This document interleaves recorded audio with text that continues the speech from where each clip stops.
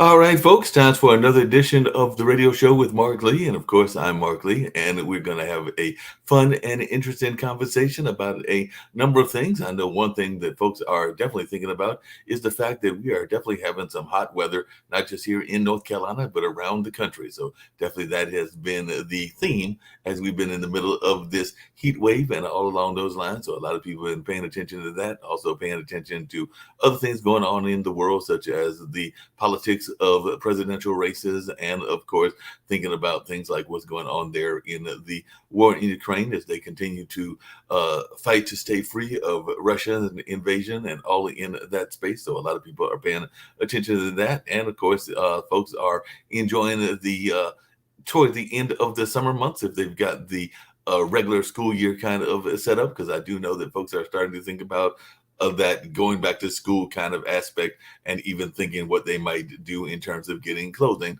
for their children that might be school age in that space. Because I do know that in August and September, folks definitely start thinking about that, as well as their last summer vacations and all in that space. And of course, people might be thinking about the movies, because there are some major movies that are out there, including Barbie and Oppenheimer and a number of other ones that are very popular and all along those lines. So a lot of people are rushing to check out these blockbuster movies, even though Hollywood is in the middle of that writer strike. And definitely it sounds like some of the other organizations are also backing them that are in the Hollywood structure and all in that kind of way. So definitely that is something that people are thinking about and paying attention to as far as what is happening from the cultural landscape. And of course, people are also paying attention to things in the sports world, such as the Women's World Cup and all along those lines, because I do know that one of the two host countries has been ousted. That's right. New Zealand is no longer in the hunt for the title. They have been ousted. And I think that that might have been a shock to their system, as they were one of the co-hosts along with Australia. So I think Australia is still in there. The U.S. is still in there. And a number of folks are in there as well. So I'm going to bring in my guests for today. Might have some others that'll join us later on. We'll see if they show up or don't, or along those lines, or maybe just be me and Susan, and it'll still be a fun conversation either way. Because I mentioned the whole notion of movies, and definitely there is a classic movie that is out there called Dirty Dancing. And like I said, I am from the Durham area, and there's another classic movie that definitely has some Durham roots and is almost as old as Dirty Dancing, even though I think it came out a little bit later, that being Bull Durham and all in that space. So definitely there were some great movies in the 80s and in the 90s and all in those kind of lanes. It's hard to believe that it's been 36 years since Dirty Dancing was out there, and I definitely remember some of those scenes and some of those powerful kind of narratives about that story. And it sounds like you are definitely a fan of that particular movie. So I was wondering, was that the only movie that you were a fan of that time, or were you just a big movie buff, or did just Dirty Dancing just appeal to you when you were coming up and were catching that movie at that particular point in your life? So definitely, I'm sure folks would be fascinated to know about your love of Dirty Dancing and how you've even had the pleasure of meeting the star of that movie, and I think his mom and some others as well. So definitely looking forward to hearing more about that as well. So I guess the first question I gotta ask you is it hot over there too? Because it has been hot over here in North Carolina for several weeks, several days. I think we might be in the lower 80s, higher 90s, so it might be a little bit milder, but it's still not where I want it. I like the 70s and those kind of like more fall and spring like temperatures. But I do know that they have said that I think this is the hottest month on record. And so that's a lot of records out there. And they have definitely said that this is one of the hottest of all times and all in that space, particularly in the month of July. So how are you doing? Where are you at? And how is the weather treating you? Yes, I'm just outside of Detroit, Michigan, and it's been very hot here too, but I don't think quite as hot as where you are.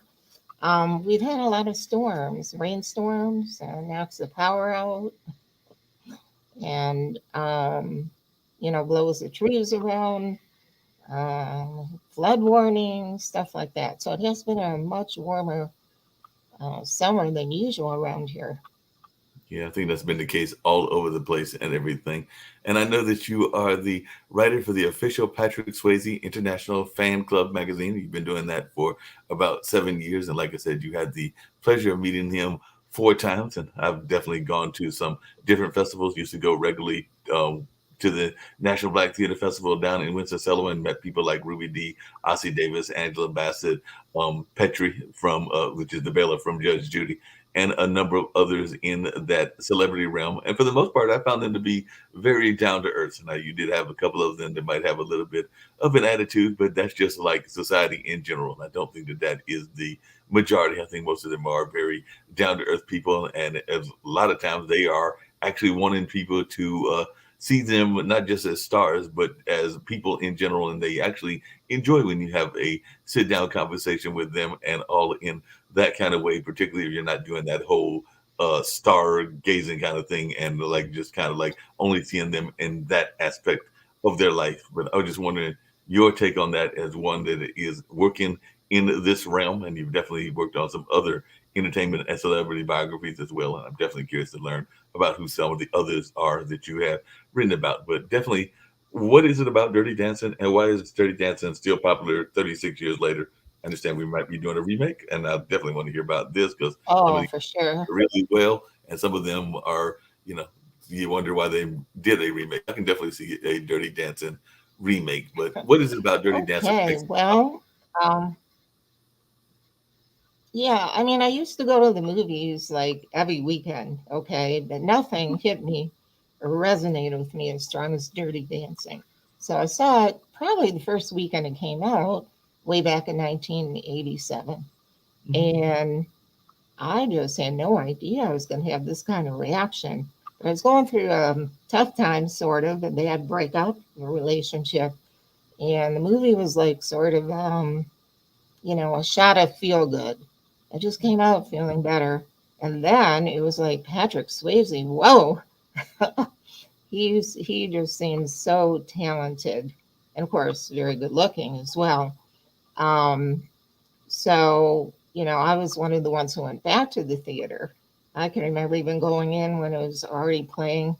I was late and I came in the middle, and they were like, "Are you sure you want to go in the middle?" And I'm like, "Sure." And anyways, Patrick did a Barbara Walters interview in 1988.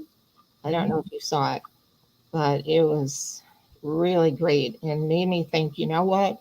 He's not only like brilliantly talented, he's a good guy. He's got character, integrity. He broke down talking about his dad's death, how he wanted to honor his father by running a horse ranch and this, that, and the other. So, okay, I got hooked on Patrick Swayze right then and there. And I followed his career. I joined the fan club, his international official. That might sound a little hokey, but it was really fun. Um, and he did come to Detroit here. I'm only about a half hour from Detroit. And he hosted Complexions Contemporary Ballet, and they were having a benefit because they still do, um, inner inner city kids. They do workshops for them for dance. Now Patrick wasn't doing the workshops, but he was actually hosted two benefits in Detroit. So I did get to meet him, and it was like the first time I was probably starstruck. Okay, I have to admit I didn't like sleep well or eat well for like 2 days before meeting him. I never thought I would meet him because, like I said, I was following him in the media. I joined the club. Um, the club said, the president's out of Scotland. This is so unusual for Patrick, who's going to give autographs, after the dance concert and stuff like that, photos. So, first time I was a little starstruck, I have to admit. And this is the first time I ever, thought a celebrity or actor or whatever was so cool, such a good guy, and followed him like this, joined a fan club. It was a really good experience. Like you mentioned, I wrote articles for the fan club magazine, and really that started me off on writing. I mean, I'm a social worker. I should say a retired social worker after 45 years or so. So the first time I was writing stuff basically was for the fan club, and I got such good feedback. And of course, Patrick and his wife Lisa saw what I wrote. It was a quarterly magazine. So anyway, ended up meeting Patrick four times. Wow. twice in Detroit at complexion events, and once in Houston, 2003. He and his wife Lisa's film One Last Dance premiered there. You know, they're from Houston. He was born in Houston, grew up there before he went to New York to study dance, and then he, of course, he went to LA. But I found Patrick to be very down to earth, just very down to earth, very genuine, very caring. He was just unbelievable. He made sure um, at all the events I was at that all the fans got autographs, photos. I forgot to mention, like Nashville, that was a film festival also where they showed Mhm. One Last Dance. And I can remember being there with two other of the fans, and his security's going, okay, come on, we gotta go now, Patrick, or Buddy. He was known, his nickname was Buddy among his friends and family. We gotta go. He's like, no, I have to finish all these autographs first. So also in Nashville, because of the fan club status, me and the other two fans um, were sort of given the red carpet treatment. So after they screened the movie and they had a question and answer and stuff about the movie, they were having dinner at a jazz club in Nashville. And we were allowed, no one else but us three ladies, when they finished eating and stuff, to cross over to where they were. They had a pretty big group, like 20 people or so, and talk to Patrick and his wife. And at the end, like, see, his assistant was there, Cherie, at the time. She was like, come on now, give me your camera so we can all get group photos. Mhm. It was unbelievable. So we all got, in a group and had our photos taken. And then we're going to leave. And Patrick just came over and gave him this big bear hug. Mm. I'm like, wow, he didn't have to do that. You know what I mean? And he's like, thanks for coming and thanks for supporting our film. So he was just a genuine down to earth guy. And, Yes. unfortunately, with his battle with pancreatic cancer, I thought he was so courageous and handled that so well. That just made me respect him even more. I mean, I probably saw all of his movies. A lot of times he played a hero Mhm. in the movies, certainly in Dirty Dancing. Um, and what really happened for me was he became my hero off screen also. I found him to be very inspirational. I'm not the only one who felt that way. I had some other tough times going on. And, I looked to him for strength and inspiration. And like I said, I'm sure I'm not the only one. So it was Right. really, really quite a journey. His movie in Houston, getting back to that One Last Dance, the theme of the movie was don't give up on your dreams. It's never too late to realize your dreams. So when I was there in Houston way back in 2003, I'm like, I'm going to write a book. Enough of this, writing for the fan club's cool. I tried to write some articles, they never got published. So I'm going to write a book. That's it. This has inspired me. That was, of course, way long before I became ill. And I did. I wrote my first book, Dirty Dancing. Um, Unfortunately, right before it was going to be published, he passed away. He never saw it. But I know that I'm not the only one who has this big connection to Patrick and a big connection to Dirty Dancing. Yeah. I haven't, No. yeah. Yeah, no doubt about that and everything. But like I said, the movie, I know, like I mentioned, Bull Durham, and there are other movies like that that still resonate with people years after they come out and everything and all in that space. So, what is it about the messaging of Dirty Dancing that you feel still connects with people in another generation? Because there are people that didn't get to see television interviews with Patrick Swayze or get to have that kind of connection to him that you've had. And definitely, I know I've definitely seen some interviews and read articles about him, but there's even young folks that are familiar with that particular movie, even though it's 36 years later and everything. So, what is it about that movie that you think really resonates with people in this particular day and time? Well, first of all, it's a coming of age romance story. The Mhm. sort of geeky girl gets a hunky guy. and they develop a relationship eventually, Baby and Johnny. And it's not based on what they look like or what class they're from. It's based on what's inside. And, they come to support each other. They're both better off for being in the relationship. And the story is told through dance and music. And I think those two are a big factor. But the bottom line, I think, is optimistic because it's like anything is possible. The power of love is real. And the other thing, speaking of real, they based the movie on real stuff that had happened in the Catskills because I became friends with Jackie Horner, who unfortunately passed a couple of years ago. And she was a Catskills dance teacher for Wow. decades, and she was a story consultant to the movie. She told Eleanor Bergstein, the writer, various incidents that were true that really happened over in Grossinger's, which of course no longer exists anymore, one of the Catskills resorts. So I think people find it's real. And it's not, when it first came out, the people inside the movie and outside the movie, it's like burn the negatives, it's just fluff. But no, the audience is grabbed onto it.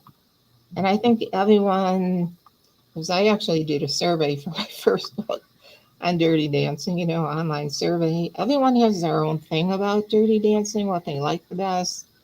But I think, the end of the day, it's the power of love and things are possible. We can surpass class differences and philosophical differences and stuff like that.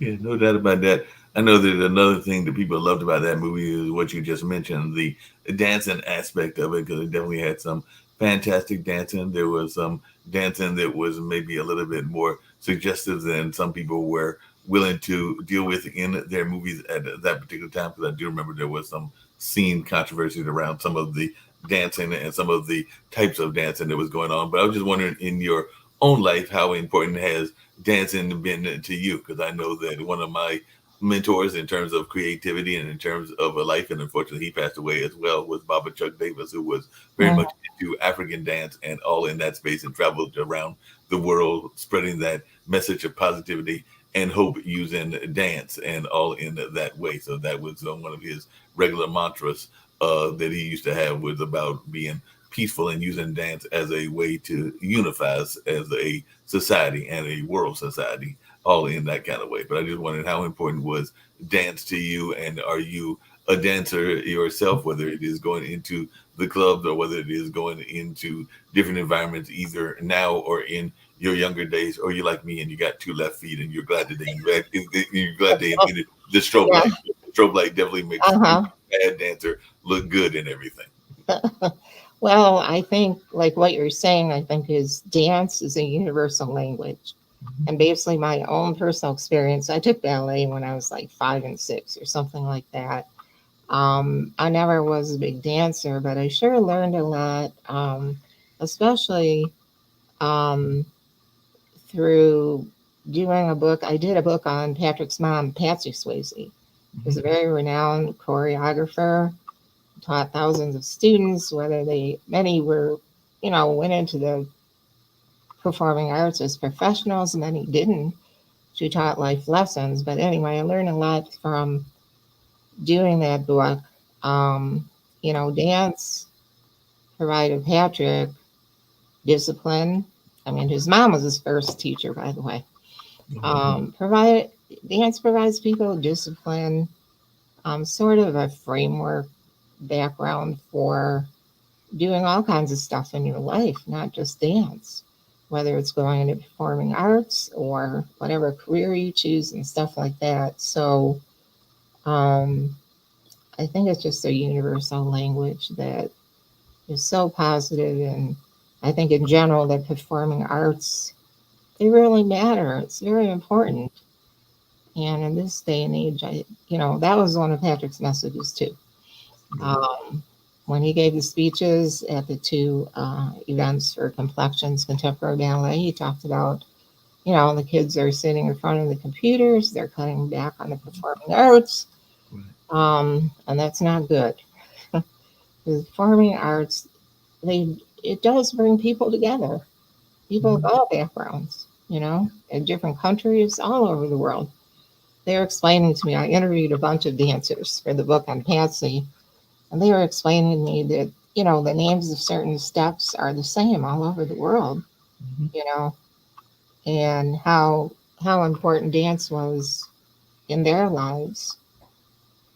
Yeah, no doubt about that. And everything dance is very important, just like you said, music is, and a number of other things that are in that lane. And unfortunately, I don't know that it's getting enough support in the school systems and all along those lines, which is kind of what you were referring to, and that Patrick also talked about when he was living, and definitely was an advocate for arts education and all in that space. Sounds like he was definitely very much an advocate for that, and that's definitely something that I support as well. I just wondered, was there anything about Dirty Dancing, or even the things you learned from Patrick those few times that you met him, that you were able to bring into your regular work? Because you did mention that you retired after a illustrious career, and my brother actually works in that field as well, with social work and all in that space. So I was just wondering if there's something from the movie, or just the movie narrative, that you were able to bring into your work in social work in there in the Michigan area, some sort of the messaging that you carried on in your day to day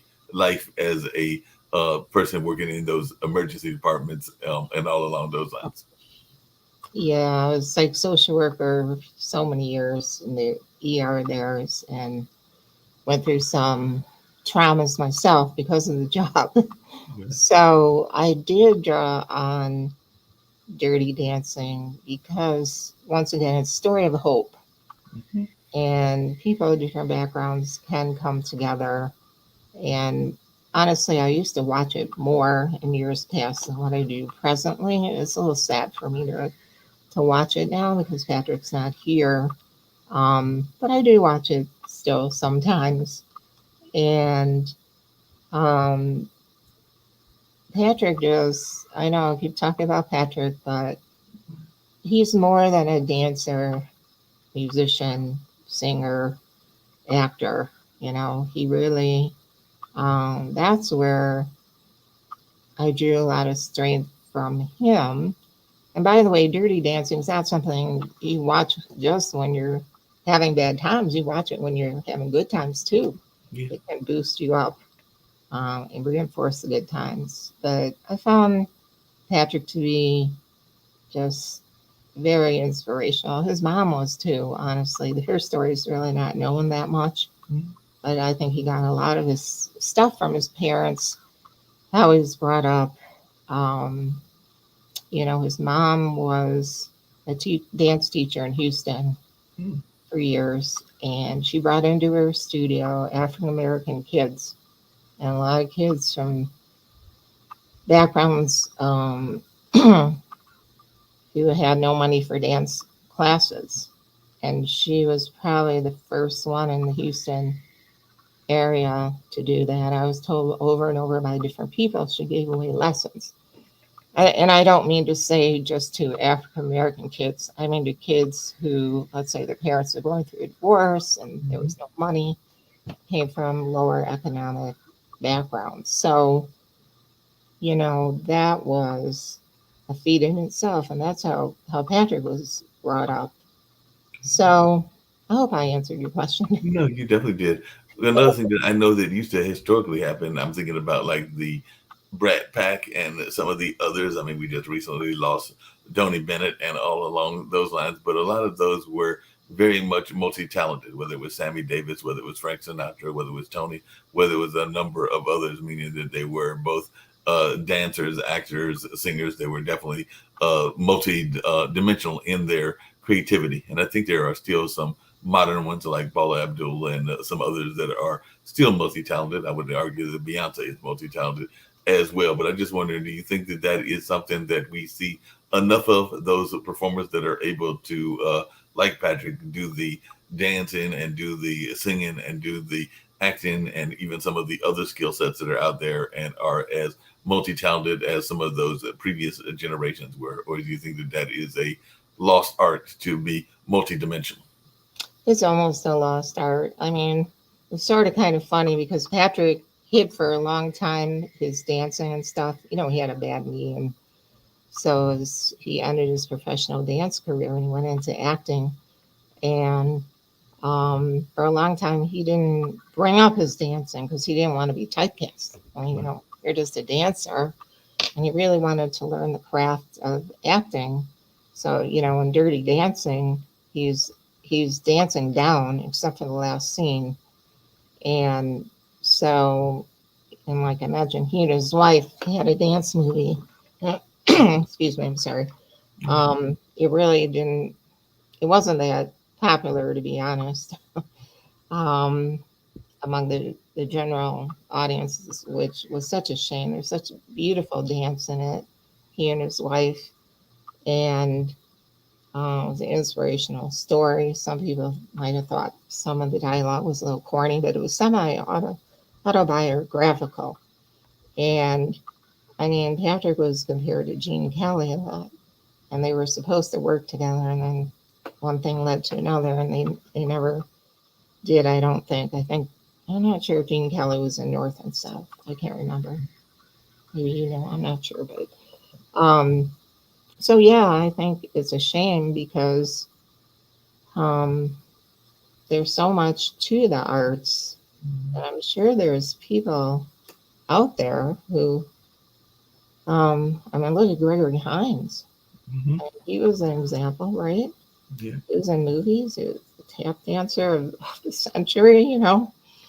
Yeah. His brother also, who's still living. Um, I don't know that he did movies though. I'm not sure, but people like that, it's rare. I think. Yeah, it is a rarity and everything.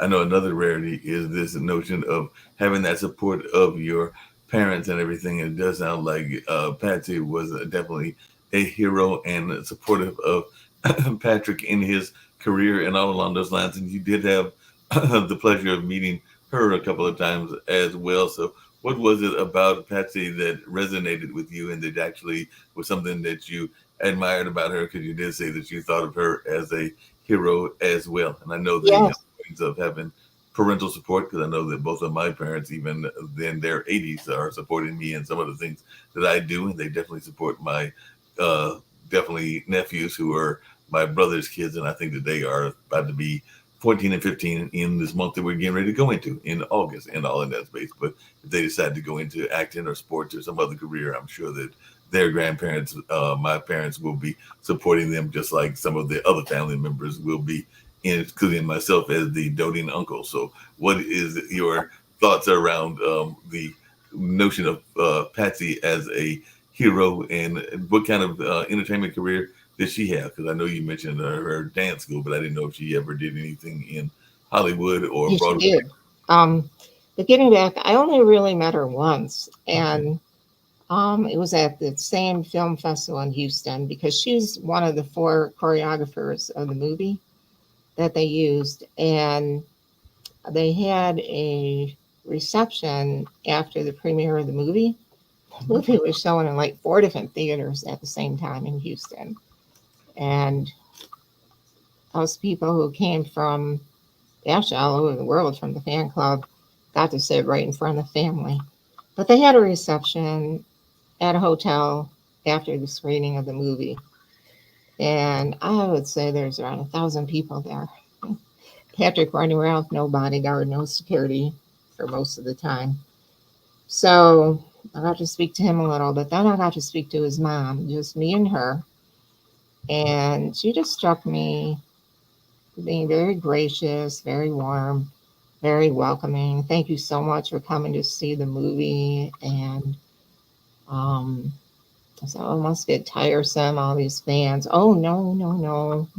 You know, we like that. And honestly, this might sound a little nutty, but the very next day, the people from the club were on a bus. We were going to take a tour of Houston, spots where Patrick grew up, his schools, the dance school of his mom, and this and that. So, who comes on the bus? Patsy.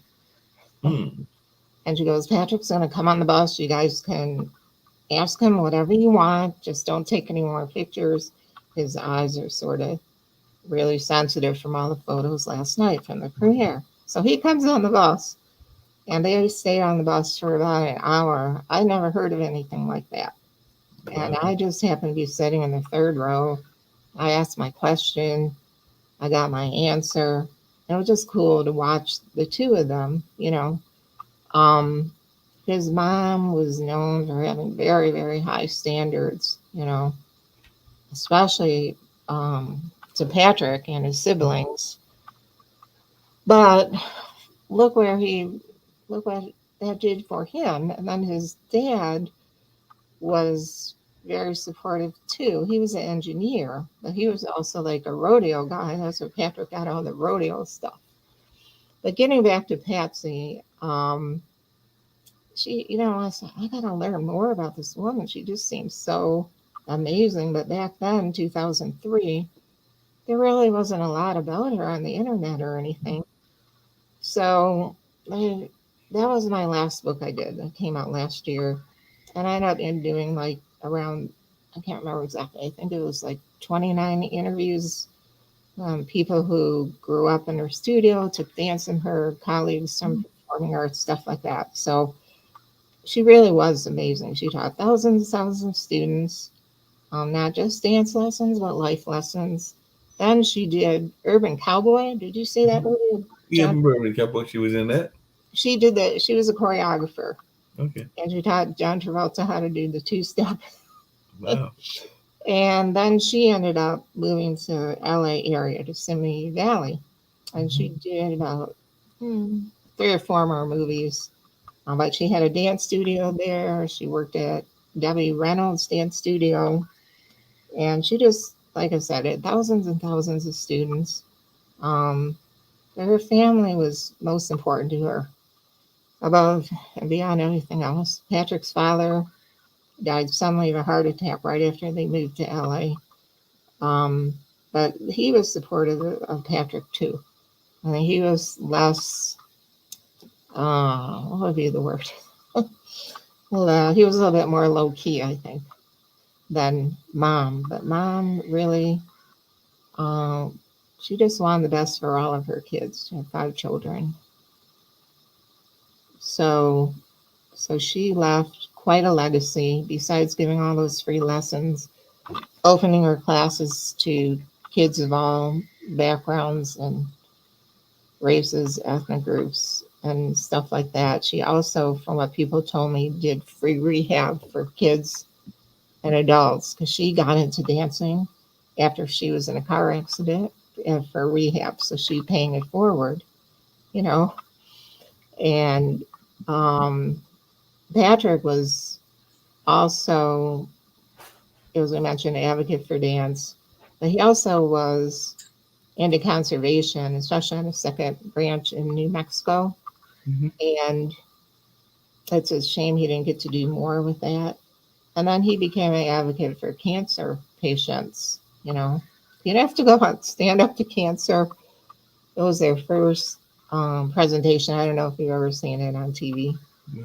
They He gave a speech. He was ill, but he trying to think. I think it was at the sort of the beginning. It was sort of a surprise because they didn't know if he was going to be well enough to do it. He did it. He wrote something for the Washington Post. He wrote a big article, and it just so they were both, to me, they were both heroes because they did stuff to make the world a better place. I Yeah. mean, And speaking of making the world a better place, we've got another guest. Definitely want to continue learning more about Patrick and everything, but I also want to bring on Santar and learn more about what they have got going on and all in that space. How are you doing today? And all along those lines, we were actually talking to Susan. She is a fan of Dirty Dancing and the movie that it was out there way back 36 years ago and was released back then. But she's had the pleasure of meeting Patrick Swayze as well as Patrick Swayze's mom and all in that space. And you don't look like you can even have been born around 36 years ago and all in Yes. that line. So definitely, I was just wondering if Dirty Dancing is a movie that you ever heard about, and if you'll share a little bit about your own stories and all in that space. And I had to tease you about the age and all in that kind of way. Huh. Totally, yes. Hey guys, nice to meet Hello. you. My name is Sardor. Hey Susan. Hey Mark. Yeah, so actually, yeah, you're right. I was not born. I was not born 36 years ago. I think my parents weren't even married back then. So I am an entrepreneur. I'm a tech entrepreneur, and also an immigrant who moved here to the U.S. 9 years ago. Originally came here for school, for high school. I'm 25 years old, and I got into business. At first, I had my first business when I was 10. It was back in middle school, and when I used to sell video games to my classmates. And so entrepreneurship has always been my passion, and that kind of got me into just wanting to be an entrepreneur in tech specifically. So I'm a tech entrepreneur currently. I'm the co-owner of this company. It's on my background, Jafton.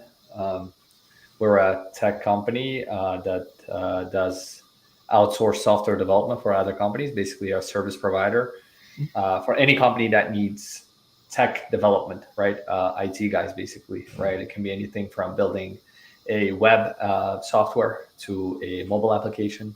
Actually, our focus is in mobile, so any kind of apps that you have on your phone, we can build that, and we built it for our clients. So that is my business. We have over 100 people that work for us in this business, and been having it. Been in this business for 4 years now. So yeah, that's a little bit about me. Well, one of the things that me and Susan were talking about, I'd love to hear your thoughts, is how important, because you mentioned being a tech person even at the young age of 10. And it sounds like Patrick Swayze had a lot of support from his mother, even at a young age and everything. So, what kind of support have you gotten from your parents? And did they like just really encourage you to go out and hustle those videotapes and those video games when you were a kid? Or were they going like, nah, you got to go get a quote unquote real job and not be a Yeah. entrepreneur? So what was their attitude when you told them that you wanted to be an entrepreneur, particularly in the tech field? Yeah, so I was very lucky with my parents. They've been amazing in terms of supporting me in that. My dad has also been an entrepreneur. I've actually interviewed him a few days ago on how he got into entrepreneurship himself without realizing it, because he grew up in a communist country in Soviet Union where entrepreneurship was not even a word, right?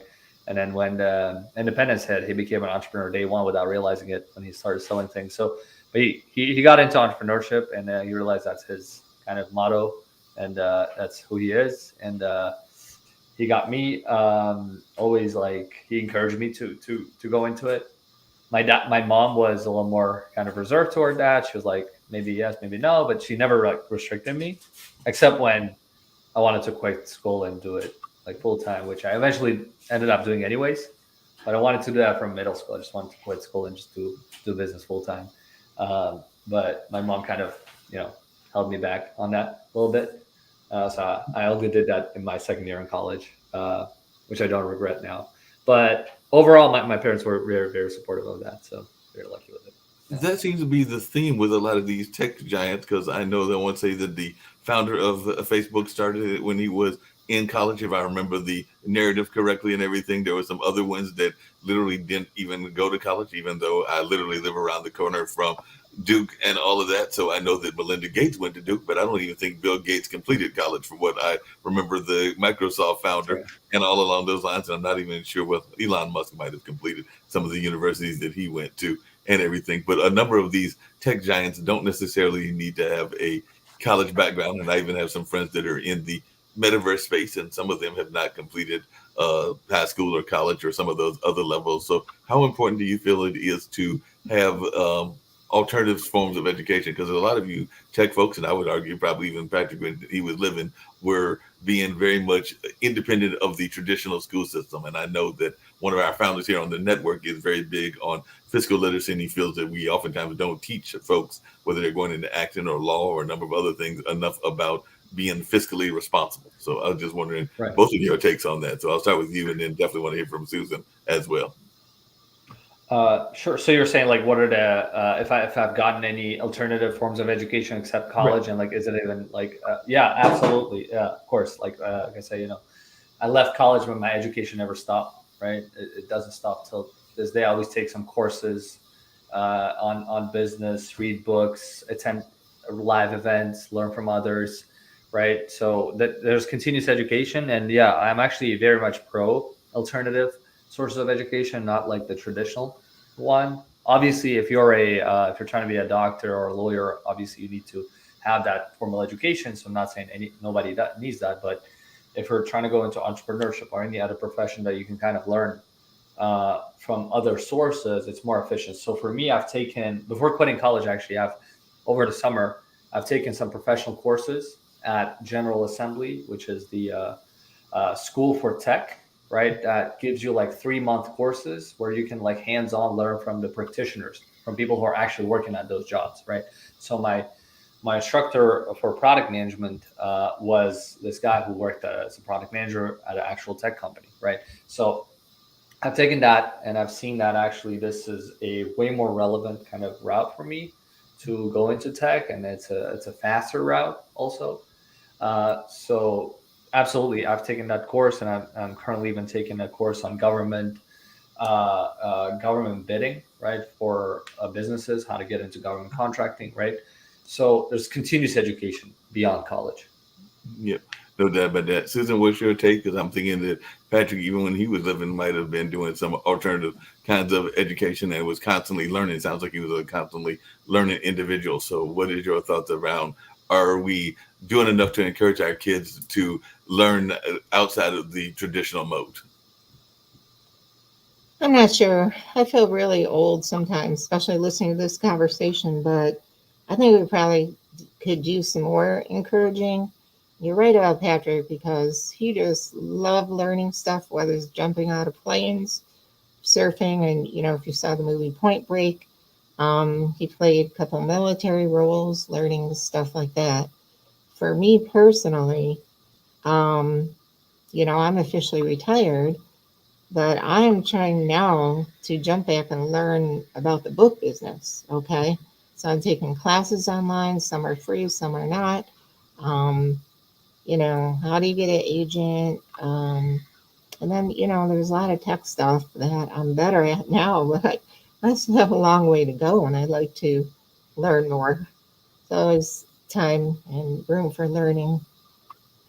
Yeah, there's definitely always room for learning, and that's something we definitely have to encourage on a regular basis. I know that some folks are afraid of the technology side. I mean, I'm part of this pod TV, so I've definitely learned about live streaming and a number of other tech things. I sometimes tease my mom because she is one that is doesn't have a Facebook account, but she did learn a long time ago how to do spying using either my aunt's account or other accounts so that she can find out what we're up to, even though she's not necessarily engaged in social media as much as some of the younger sets are. And by younger sets, I can even say those of us that are in the 50, 60 age range and all in that space. But like I said, she finds ways to skirt around, whether that is using my late aunt's account or a aunt that is currently living's account to find out and read what we're doing without necessarily actively being engaged in it and all in that space. So definitely, Sardar and everything. What is your take when folks are somewhat intimidated by technology? You're in the technology lane, and I know that there's some folks.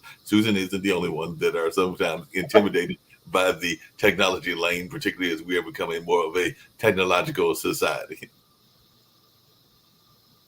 You're on mute, Sardar. You're on mute.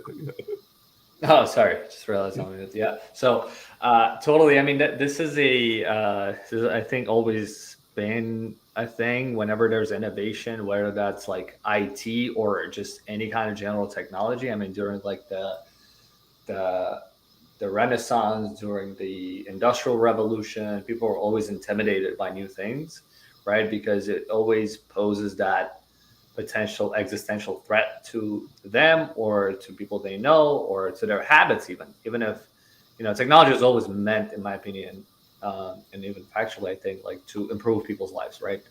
And it does it by making it more efficient. But especially right now, I think with all the fear around AI, people are just very intimidated by potential threats of, like, technology replacing humans, and this one being a lot more existential than previous waves of technology, right? And not only are we, as usual, just experiencing change in technology, but we are seeing the rate at which the technology is changing being the fastest ever.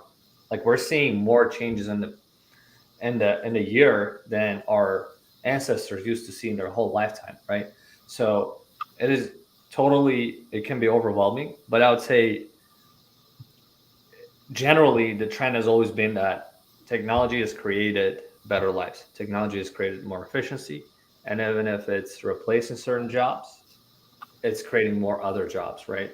There's literally a AI content curator job, right? Or there's like a prompt engineer. These are new professions that have popped up this year, right? So always got to stay optimistic. There's, I think, more than threat of replacing, there's still like huge shortage of labor in a lot of fields where we need more people, and AI is able to actually do that. So I think the intimidation is still there, but I would tackle it with just telling people to stay optimistic about it creating more efficiency instead of taking them down. Well, along those same lines, and I'd love to hear your thoughts. And actually, Susan's got some around this as well. But there are a lot of people that are concerned, like you just said, around the nature of it taking their jobs. I think that that is part of the narrative around that Hollywood strike. Because there are a number of people that are in Hollywood that are concerned that their acting jobs won't be there. They're concerned that there were a number of actors from what I remember in Dirty Dancing, and I know a lot of the actors are like, well, they won't need me anymore because all they do is got to get one image and put a little bit of a computer generated version, and then you don't need to have as many extras, and movies can be filled of tons of extras and all along those lines. So I know that that was Yeah. part of the concern, just like there are writers that are concerned that, hey, chat gpt can write my script and I don't necessarily Yeah. have to write it myself. So just what is your answer to those folks, and even the restaurant workers? Because I know a lot of folks are going that, why do I need to be here if the AI can service and do the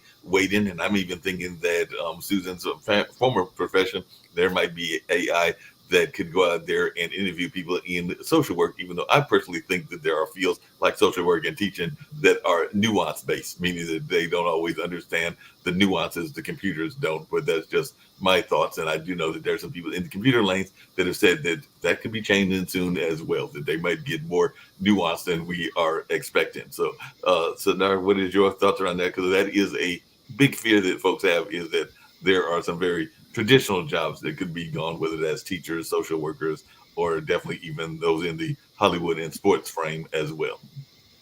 Yep, absolutely.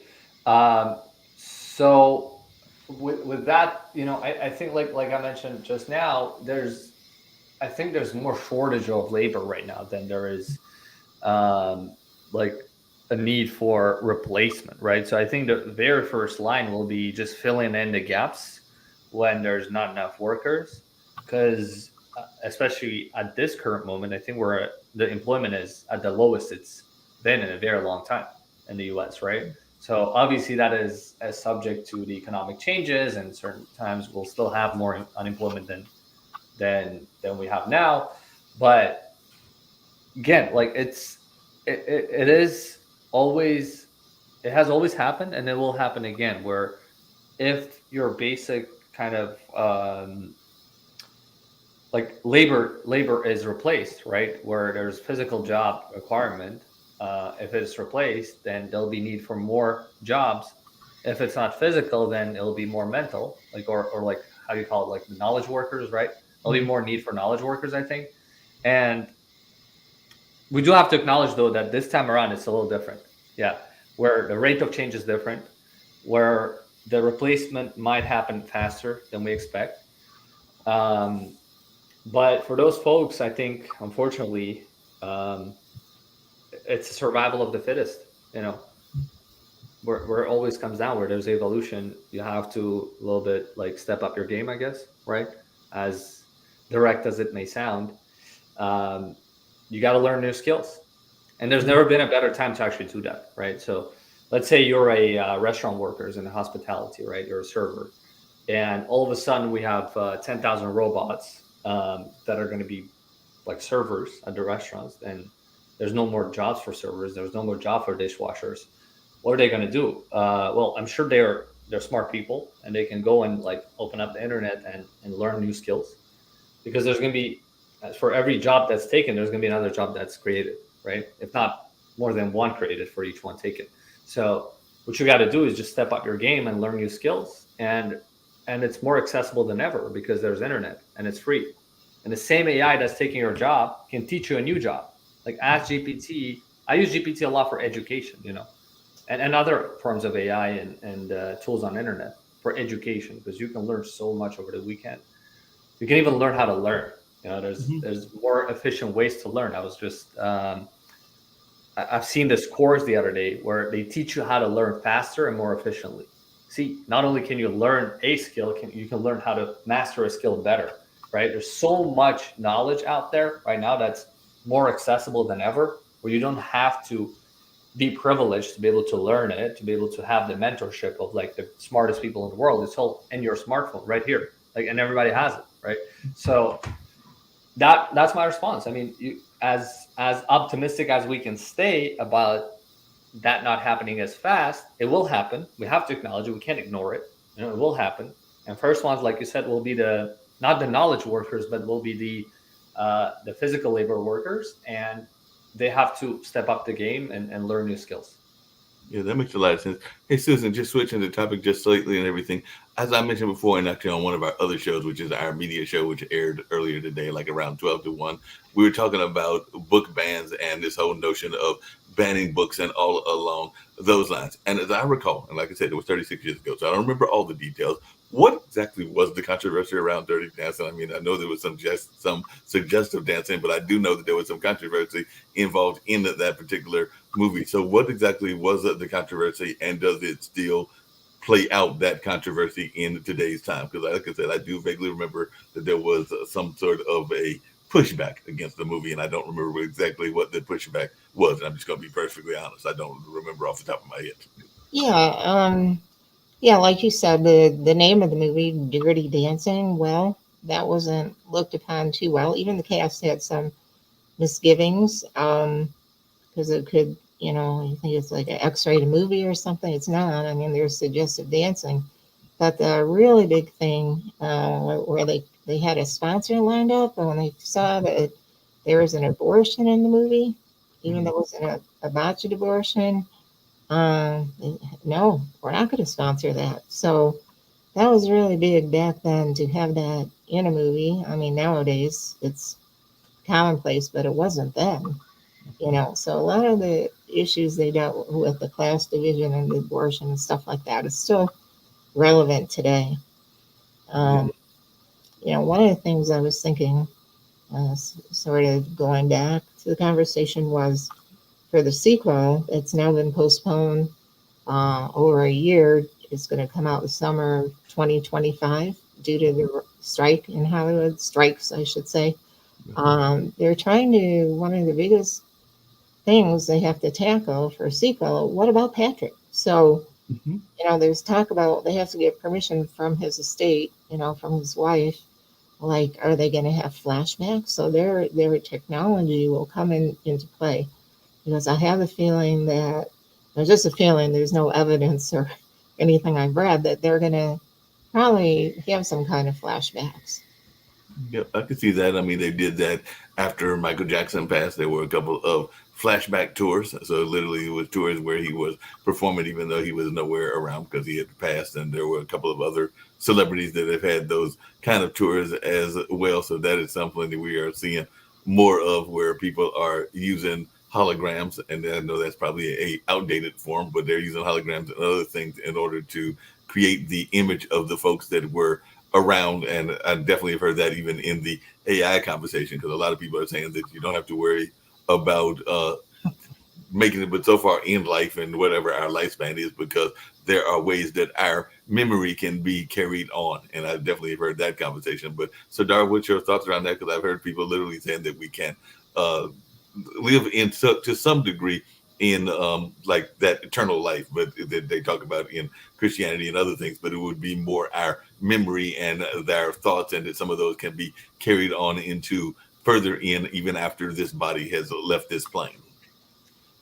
So you're saying like how would people live on like Right. after that, like basically a digital immortality? Is that what we're Right. talking about right now? Right. Yeah, Exactly.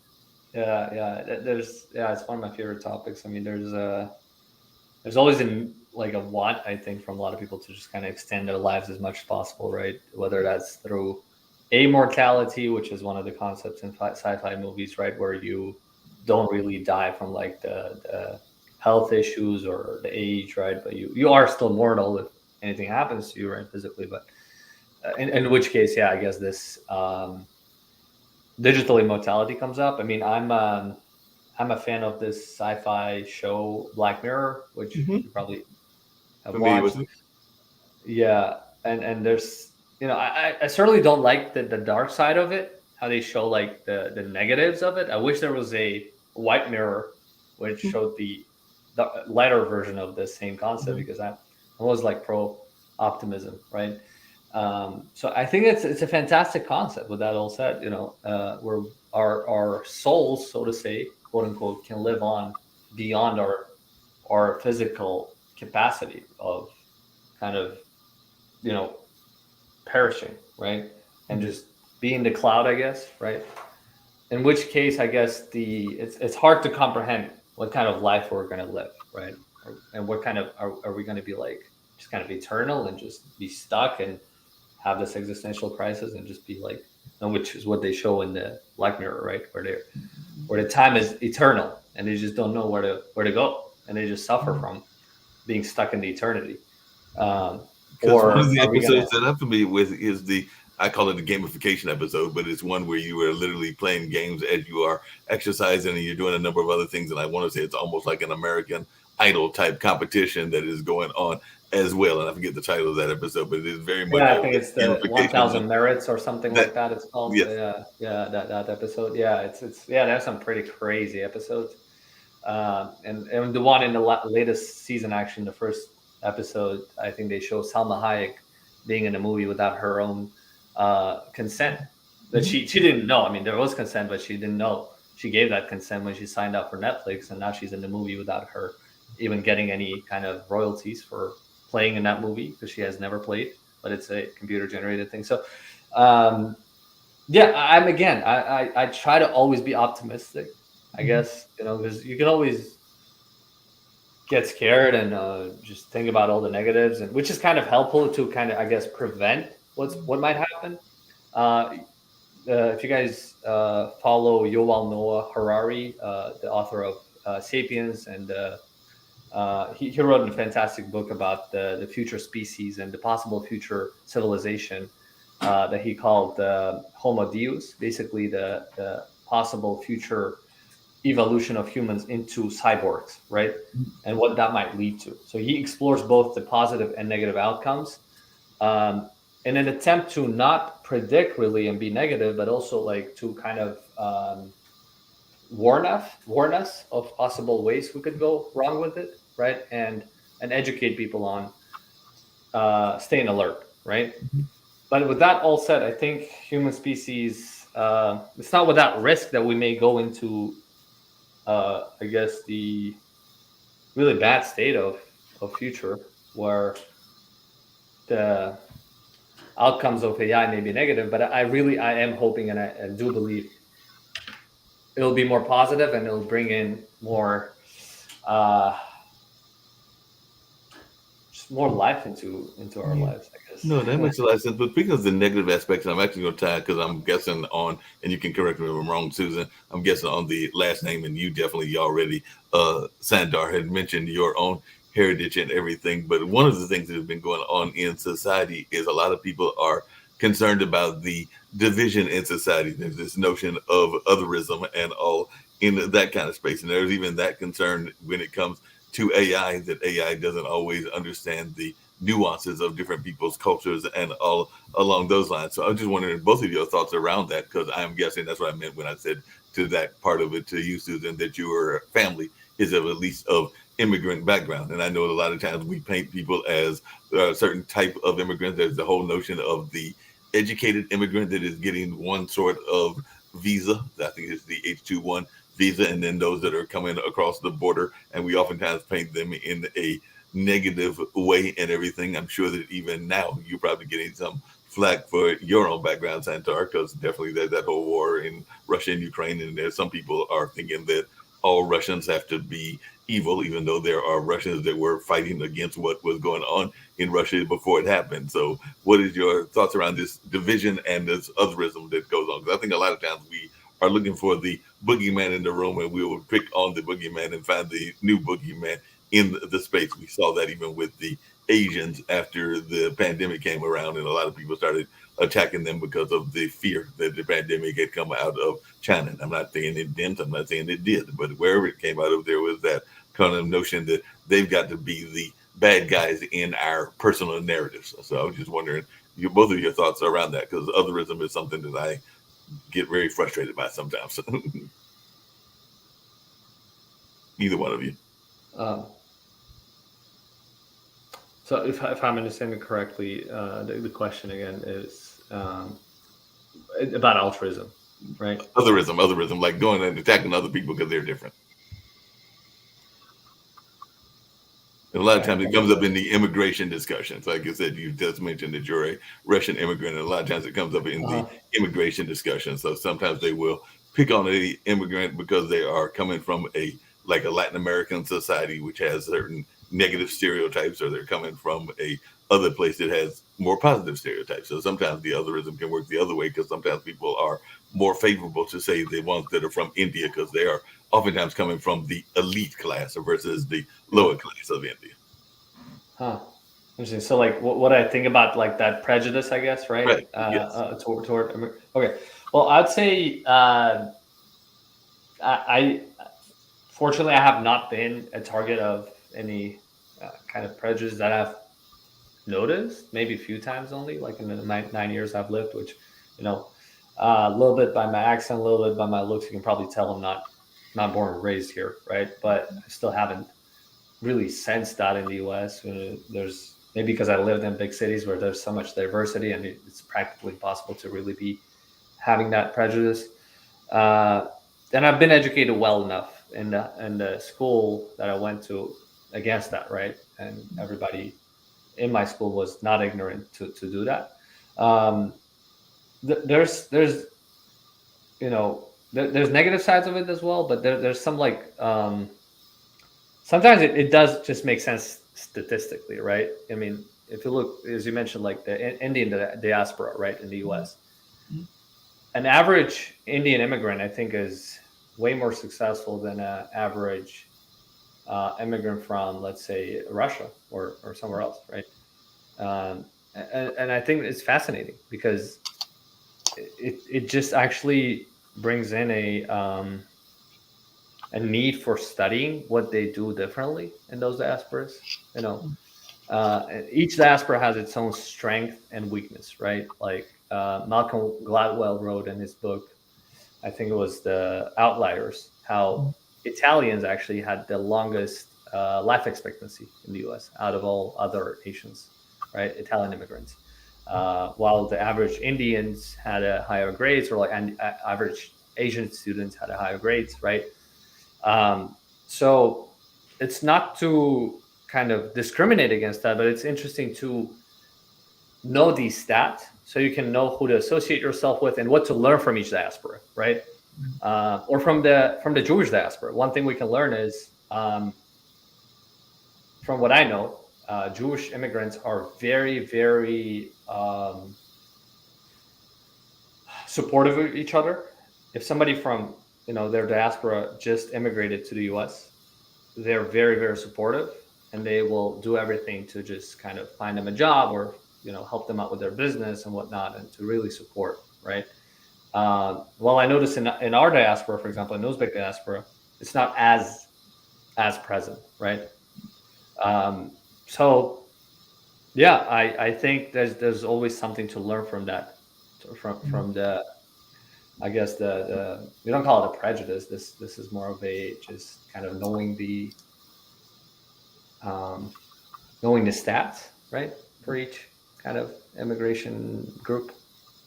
That makes sense. Susan, your guys' thoughts? Because I know that sometimes there are very insular groups, because that's actually what I've observed from some of the Indian communities. They are very insular and they oftentimes will hang out together and oftentimes will work together. There have been some other societies that used to be insular and then were seen as a threat. So sometimes those insular neighborhoods were destroyed, because that's kind of what happened with some of our Black Wall Streets here in North Carolina and around the country and all in that space and everything. But then there are lots that are very much supportive of each other, kind of what Santar was saying, everything. So they're very much supportive of each other. And then there are other ones where literally the money comes into your group and then it goes out. So it doesn't do a lot of circulating in the community, whatever the community is. And the community doesn't always have to be racial. It can be ethnic, it can be gender, it can be a number of other factors that people use to divide up their communities. It can even be church based and everything. But I don't think that all the communities are as supportive as they probably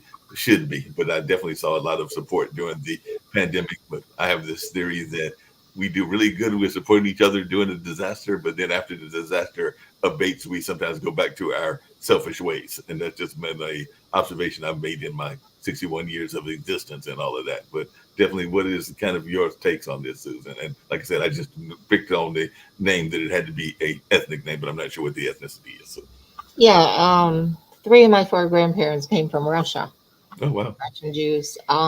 There's a really big concern right now in the Jewish community of the rise of anti-Semitism. Mm-hmm. It's very alarming. Um, people are trying to come together on that. Right. And overall, my opinion is this country is very polarized. It's sort of scary because it brings back um, almost memories of Nazi times or pre-Nazi times. Um, so we do live in a precarious world as far as I'm concerned. It's very right now. I think there's so much going on. I think it's so unpredictable. And of course, you have to have optimism, but you have to be realistic also. You know. Yeah, I definitely agree with you on that. And anything coming back to the movie, like I said, we're talking about a variety of things, and that's what we do on this show, just like we do on a lot of the other shows. But what are some of the things, whether it's some of the things that we're talking about, or just like in general? Because you did mention the abortion issue that is featured in the movie, and a lot of people don't remember that, even though it was a botched one, like you said, and everything. And definitely, we just saw a whole issue around the world around that topic. But what are some of the other things outside of that that folks you feel folks may not know about the movie, or that they've forgotten about the movie, because the movie did come out 36 years ago? And will we see similar themes from what you were hearing in the new movie? Because I do know that there are some folks that will probably be going like, that movie was good, but not every remake is a good remake, because there have been some remakes that I've really admired. Some were they were even better than the originals, and then there were others that I'm going like, do we really need to see that version and everything? And that's just me being honest about remakes as movies and everything. But what is your take on some of the things that we should have learned, or that we might not know that were in the movie? And definitely, what is your thoughts around the remake? Will it be a basic retelling of the story, or are we going to take the story in a different direction? Well, first of all, I think class division was a super big thing. I mean, obviously between Baby and Johnny, Mm-hmm. the wealthy girl, younger girl, and then the older, I don't know, if you want to call them lower class, middle class, whatever. Um, and Baby's coming of age, and she confronts her father, who's supposed to be a big liberal. Look at, your prejudice against this guy, because he doesn't have as much money. He's not in the upper class like we are, you know. So that was a big theme. How the staff, were in certain quarters, and and Baby, the rich girl, invades that world. I don't know if you remember, like pretty near the opening. carries the watermelon in there with Billy. She's like, they're like, what are you doing in here? You're not supposed to be in here. So um, I think that was a really big thing besides abortion. And look what an issue abortion is nowadays. I don't think we have to say too much more about that. But the sequel, Jennifer Grey is going to star in it. She's also a producer. And she has promised to treat the movie kindly and honor Patrick's memory. A lot of the fans are very upset. They don't want the movie. Supposedly it's set in the 1990s, and I think it's her granddaughter is the new baby. And they're going to use some of the old, the original soundtrack, but they're going to have some new stuff, including rap. So that should be like super interesting. They're going to have dance in it.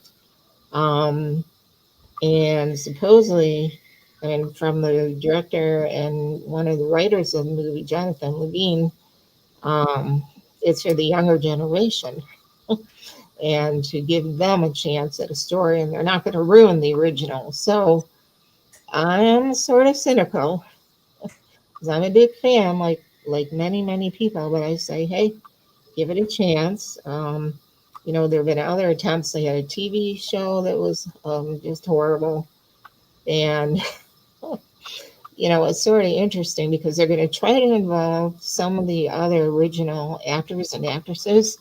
But let's face it, many of the other people have also passed on, not just Patrick, but Jack Weston. Who's the guy? Jerry Orbach. Um, the guy who was the band leader was Honey Coles. He was just phenomenal. So, I mean, there still are some people left, like Kelly Bishop. And I don't know the gal who played Baby's sister, she'd want to go in on it again or not. Your cousin Bruce, if you know who he is, he's a radio personality who was the guy in the movie who sawed Jennifer Grey's box in half, supposedly.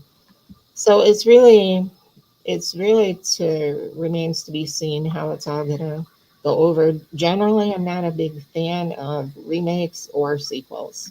Right. They had a prequel, Havana, what was it called? Oh, set in Cuba. Havana something dirty dancing, and that. I mean, I thought it was okay. Patrick had a cameo role in it, but it wasn't nearly what the original Dirty Dancing was. So That I'm is a bit cynical, but I say, hey, they deserve a chance.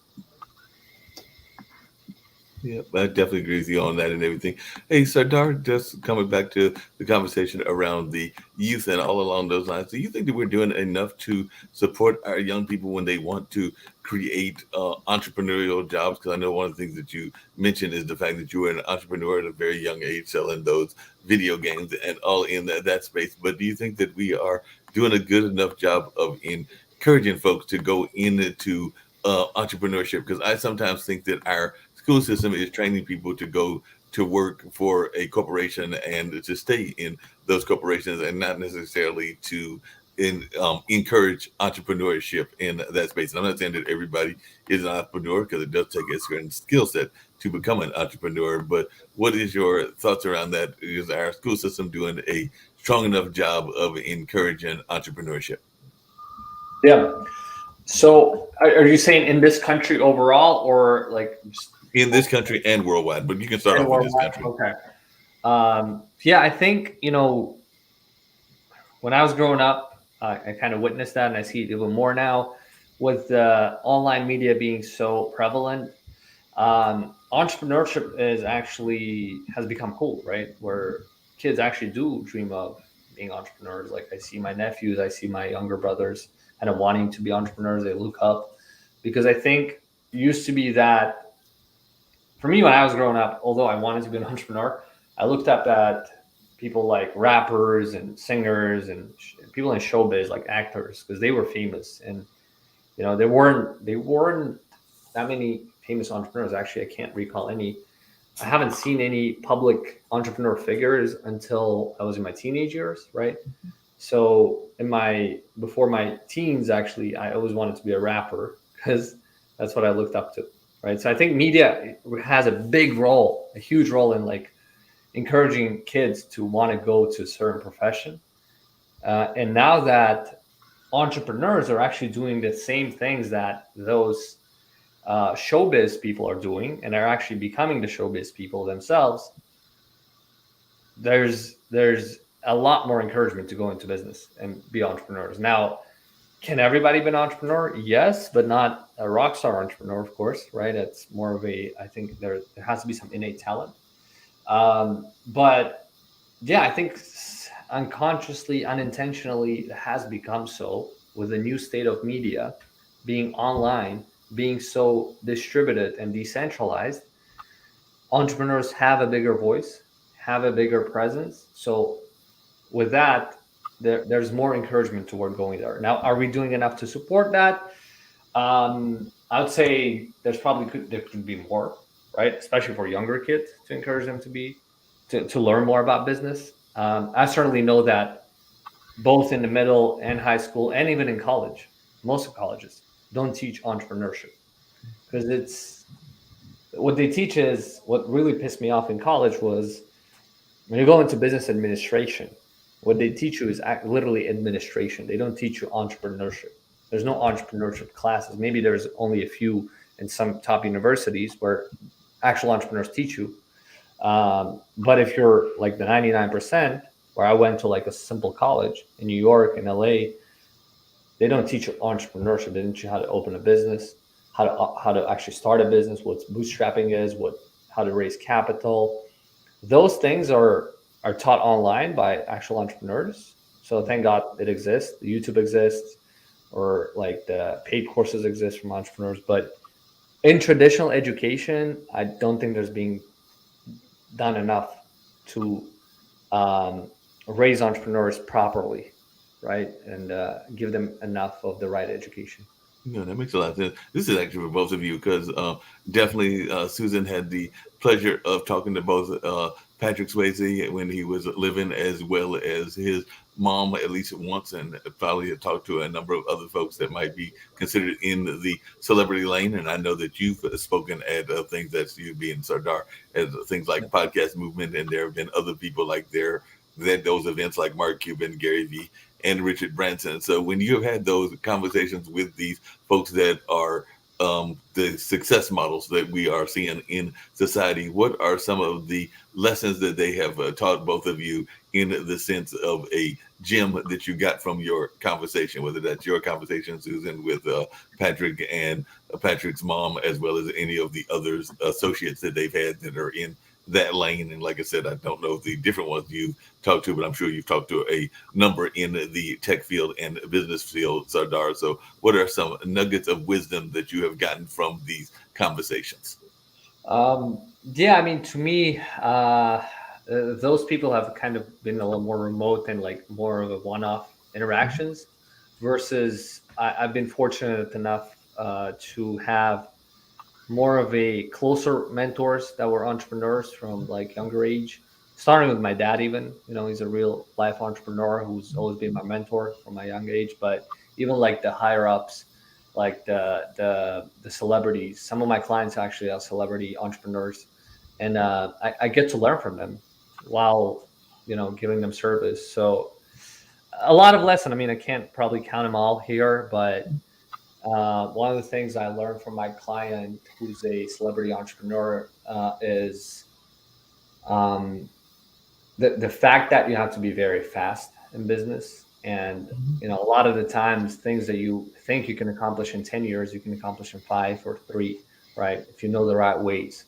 And that's why the role of mentors is so essential, because they help you avoid some of the mistakes they've done early on, and not go through the path of um, just making those mistakes yourself. For me, for example, how I got into this business was not a traditional way where I started from the ground up. So, like, 4 years ago when I was quitting college, I had two choices basically. I could have gone and started my own business from scratch and learned as a rookie from my mistakes, and gone a long path to get here. But I did it the other way around. A lot of people kind of get surprised. How are you, a 25-year-old, have a company with 100 employees and, like, and all that? Well, that's because I actually didn't start this company from ground up. I teamed up with my mentor who already had a company with 15 people, and we joined forces to grow the company together, right? So I had him as a mentor who had already a 15 years experience in the field, kind of helped me out, and I brought in my energy, my enthusiasm, my kind of naivete, even right into this, which kind of balanced with his being grounded more and experienced. So that's kind of what I learned, that you don't have to do those mistakes yourself. The best mistakes are the ones you learn from others instead of learning on your own experience. Along those same lines, and I definitely want to hear from Susan as well. But along those same lines, I do know that one of the things that your bio talks about is that as a child, you were also bullied. And we actually have a show about bullying here on the network. It's called Where's the Love, that Stephanie Hockenhall and her son Gene do. And they have definitely been in that bullying space. So, how much is that played into your education as well? Because I sometimes think that learning from those negative experiences can help us in business and in our business growth. And let's be honest, there are also bullies that exist in the business world and some Yeah. negative people that exist in the bullying world as well. So if you've already dealt with it as a kid or as a person that has already gone through that experience, you might know how to handle them better than somebody that hasn't had that particular experience because you've already dealt with that bullying personality when you were coming up. So how much has that negativity helped you grow as a business person? Yeah. Oh wow. You've done your homework for real, Mark. Yeah. Interesting. So with that, it's, yeah, definitely been through a lot as a kid. It's been a very stressful experience, and that's why I don't actually have that many positive memories of school, or you know, not until like late high school when I actually found my community and it was a little easier. Most of my school, yeah, it's been hard, and I've been like kind of the outcast and not in the circle, and I've always gotten this like, "Hey, you can't sit with us" kind of attitude from other kids. But I think, yeah, it has. If that hasn't happened, if that adversity hasn't happened, this foundation, which I really do call it as a foundation to my success, wouldn't be there, because I would still be ambitious. I'd still be doing things. Don't get me wrong, but it really, really drove me. And it affects people differently. I think some people may break. And to me though, it was a fuel, because like I was so touched by it deeply, because I think it wasn't like an average bullying. Probably it was so terrible I can't even. It brings pain when I remember, right? But that has served as such a big fuel, because it always brought me to, I'm going to show you attitude, right? I'm going to show all of you attitude, um, which now looking back, I think, I don't know if that's the right thing, because although it did give me a lot of fuel and a lot of push to become a successful person, and look back and really, as it may sound like bragging, but really, I think I am more successful than any of my classmates, that I've ever studied with, right? At least at this point, Yeah, in my own field. no, that makes a It lot of feels, sense. it feels good, but I don't know if that's the right mindset now, because I think it's actually gotten me into this state where I get motivated by negative, which my coach, I've taken some life coaching, a few years back, has this notion of love, not fear, Mhm. where he says you have to be motivated, and all the strength has to come from love, not fear, right? That Um, makes- it has I think, at some points, it has gotten me into this field where I even become complacent when there's no adversity, right? Which I think is not really the right thing. So I'm trying to actually, get over it and get into the state where I'm motivated more by love rather than fear, rather than hate, of because I don't have anybody bullying me right now, right? I'm at the top. right? Mhm. But then what is there to motivate me, right? At one point, I caught myself, right? Hey, I'm kind of making progress, but I'm not as hungry anymore. Do I need somebody like actually bullying me, or like creating competition, or stepping on my toes to do that? No. So I don't know how, but I'm trying to learn the way to still get that fuel, but without this negative side of it. If you know what I mean. Yeah. Susan, what's your take on that? Because, like I said, you definitely talked to Patrick Swayze. You talked to some others that might be considered celebrity types, and of course, you had your own illustrious career in social work. So, what are some of those life lessons that you have learned, either from the conversations or from your own experiences, that you can bring to our audience, similar to what Sardar just did and everything? Because I think that a lot of times the negatives can be there, and we can also learn from our mentors and those that we admire, and we know that you admire Patrick a lot. So, what is some of the things that you have learned from that space? Well, Patrick was bullied quite a bit as a kid because he was a dancer, when he played violin, and kids would pick on him and beat him up and stuff like that. And that big Barbara Walters interview in 1988, the first interview, he talked about that, walk around with a chip on my shoulder, but how to get over that, you know. But basically, I think hard work and discipline will get you places. I think that was from him and his mom. And you fight, you don't give up. You might not always win. I mean, Patrick didn't win his battle with pancreatic cancer, but he sure fought a hell of a battle. Mhm. So those are really big life lessons. Patrick actually, he preferred to be on his two ranches rather than in the midst of Hollywood in LA. He did a lot of press. He did appearances, but many times he was hanging out on his ranches. He had tons of land, especially on the New Mexico ranch, where he liked to sort of commune with nature, go with his horse. Sometimes his wife came, with her horse, and they went out in the woods. Sometimes you stay there a couple of days and you try to stay centered. So I think that really, bottom line isn't always money. And it's great to be successful in your field. But bottom line is about love, your family, the people around you. I think is what I got from it. Um, Another thing that kind of strikes me is I interviewed Jacqueline Smith, Mhm. Charlie's Angels for my last book. She was a student of Patsy way back when for dance. She grew up in Houston. And look at her. I mean, she, in addition to her acting and dancing and all that, she's a big entrepreneur, Mhm. And I think she maybe that sort of paved the ways for some of the other people in Hollywood or actresses. But she's quite an example, I think. I mean, she's still um, I don't know if you've seen the Netflix TV show. Well, it's on Netflix now. It's a TV show, All American. She popped up on there the other day.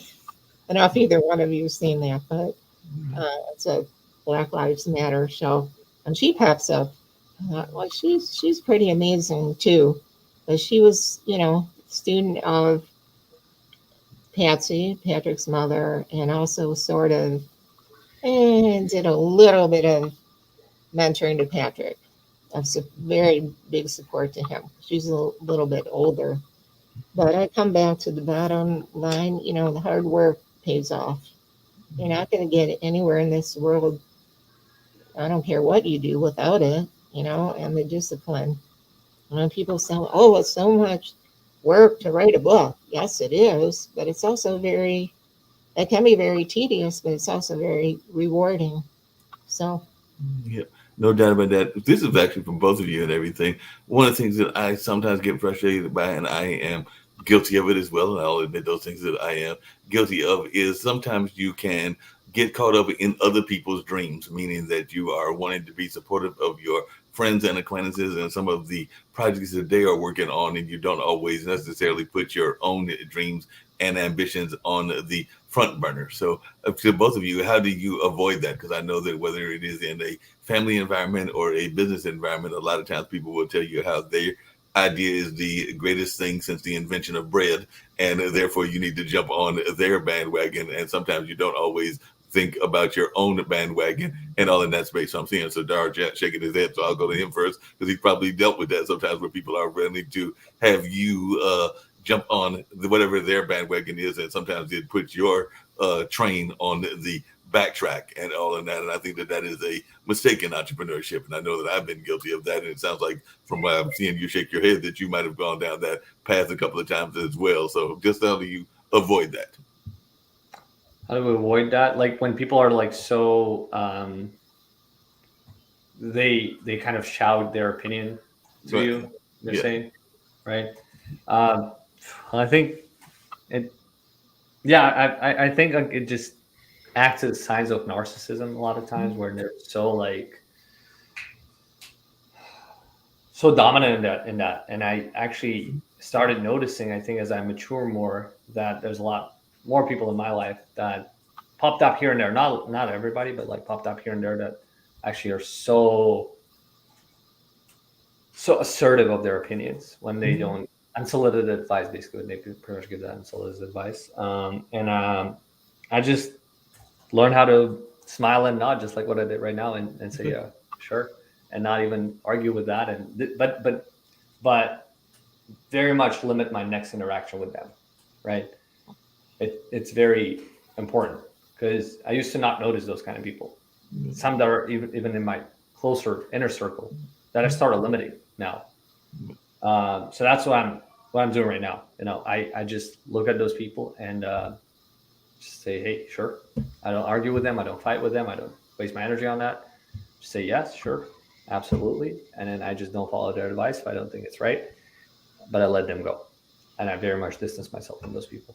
Yeah. And Not just the unsolicited advice. I mean, definitely that's part of where I was going, but also the ones like you've got your company, or there's a company that you are co-owning, the Jafton company, and you might have somebody that will come around and be like, I'll just make up a name, Sampton is going to be a better company, and therefore you need to jump on the Sampton bandwagon because Jafton's only going to go but so far. So you need to jump on the Sampton bandwagon and all along those lines because we're going to be a much bigger and better product than you are, and therefore you don't need to really be dealing with your own company and all in that space. You need to come and join our company because our company is going to be bigger and better than yours. And definitely you're going down the wrong path. Sometimes they will tear down your partners or find other ways to kind of nag and do the kind of negative Willie attitude or negative nanny, I guess is the expression, and all in that space. So that's really where I was going is those folks that are yeah, wanting to tear down the business in order to try to draw you into their bigger yeah. empire, whatever they think that empire is. Well, I think that's another again sign of a toxic behavior in which we have to learn to deal as it comes. But if it's not toxic, if they actually can sell me on a vision, hey, why don't we sell our company to them and join them? It's always so there's no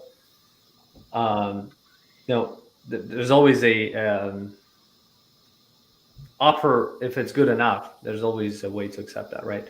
And with that said, actually, I would have to step out. I think there's another podcast I had back to back. No, no problem. And we're getting ready to wrap up everybody very soon. One thing I get everybody to do, and so I'll start with you since you're back in out first. And everything is everybody that comes on the various shows that I do, I give them to get how they can be reached, their message of positivity, and all along those lines. There is a third question I ask about dealing with that inner and outer critic. So if you can get to that, that would be cool as well. But if you can, I'm not worried about that as much as the message of positivity and hope and how folks can reach you. And if you want to tackle the inner and outer critic, that is cool as well. And like I said, we'll probably wrap up the whole thing in about 10 or 15 minutes, but me and Susan can carry part of that conversation after you bounce.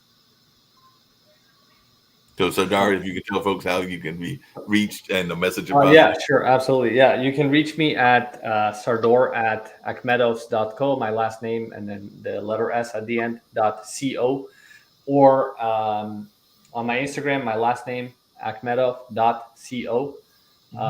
That's my Instagram. So yeah, reach out to me. Love to, connect with everybody. And thank you so much for having me on, Mark. I'm looking forward to talking to you guys again. Thank you, Susan, for your company. Thank you. Great Yeah. meeting you. Yeah. Great to And meet any you. message of positivity that you want to leave people as well? Because that's something I try to get all my guests to do. It is a global network. So any message of positivity and hope that you want to leave with our folks here and everything. Hey, wherever you are in life right now, just know that there's a way around. Um, and I'm not too religious, but there's a saying in I think in every religion where God doesn't give you more adversity than you can handle. Mhm. Never, right? So wherever you are in life, it is always not more than you can handle. So you got this, and you can get out of it. And as long as you think positively and believe, have hope, have faith in a better future, it will happen. It will turn around.